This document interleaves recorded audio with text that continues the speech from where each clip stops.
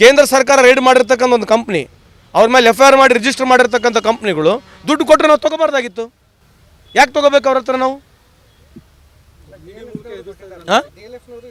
ಅಲ್ರಿ, ಯಾರೇ ಕೊಡಲಿ ತೊಗೋಬಾರ್ದಲ್ಲ. ಎನಿ ಕಂಪ್ನಿ ನಾವು ಅವ್ರು ಯಾರಿಗೆ ಕೊಟ್ಟಾರೆ ಅದು ಬೇರೆ ಪ್ರಶ್ನೆ. ಮೂಲತಃ ಯಾರು ಕೊಡ್ತಾ ಇದ್ದಾರೆ ದುಡ್ಡಂತೂ ಕೇಂದ್ರ ಸರ್ಕಾರ ಗುರುತಿತ್ತು.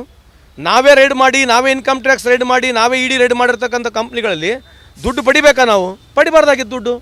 ಯಾರಿಗೆ ಆಗಿರೋ ಎಲೆಕ್ಟ್ರಾಲ್ ಬಾಂಡ್ ಯಾರಿಗೆ ಕೊಡಬಾರ್ದಾಗಿತ್ತು? ಮತ್ತು ಇದು ಅರ್ಥ ಏನು? ಇದ್ರ ಬಗ್ಗೆ ಚರ್ಚೆ ಬೇಡ? ರಫೇಲ್ ಡೀಲ್ ಬಗ್ಗೆ ಚರ್ಚೆ ಬೇಡ? ಈಗೇನು 30,000 ಕೋಟಿ PM ರಿಲೀಫ್ ಫಂಡ್ನಲ್ಲಿ ತೊಗೊಂಡಿದ್ದಾರೆ, ಅದ್ರ ಬಗ್ಗೆ ಯಾಕೆ ನೀವು ಬಹಿರಂಗವಾಗಿ ಹೇಳ್ತಾ ಇಲ್ಲ ಯಾರಿಗೆ ಎಷ್ಟು ಖರ್ಚು ಮಾಡಿದ್ದಾರೆ ಅಂತೇಳಿ? ಇವತ್ತು PM ರಿಲೀಫ್ ಫಂಡ್ನಲ್ಲಿ 30,000 ಕೋಟಿ ಪ್ರಧಾನಮಂತ್ರಿಯವರು ಕಲೆಕ್ಟ್ ಮಾಡಿದ್ದಾರೆ, ಅದ್ರ ಬಗ್ಗೆ ಯಾಕೆ ಬಹಿರಂಗವಾಗಿ ಮಾತನಾಡ್ತಿಲ್ಲ? ಇದು ಚರ್ಚೆ ಅಲ್ವಾ? ಯಾವ ಚರ್ಚೆ? ದಯವಿಟ್ಟು BJP ಅವ್ರಿಗೆ ಕೇಳ್ತಕ್ಕಂಥದ್ದು, ನೀವು ಚರ್ಚೆಗೆ ಬನ್ನಿ.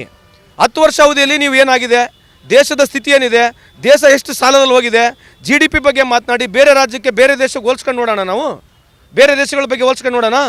ಬಾಂಗ್ಲಾದೇಶ 10 ವರ್ಷದಿಂದ ಎಷ್ಟಿತ್ತು, ಚೈನಾ 10 ವರ್ಷದಿಂದ ಏನಿತ್ತು, ಸೌತ್ ಕೊರಿಯಾ 10 ವರ್ಷದಿಂದ ಏನಿತ್ತು, ಜಪಾನ್ 10 ವರ್ಷದಿಂದ ಏನಿತ್ತು? ಯಾರ ಬಗ್ಗೆ ಚರ್ಚೆ ಮಾಡ್ಬೇಕು ನಾವೀಗ? ಚರ್ಚೆಗೆ ಬರೋದಿಲ್ಲ.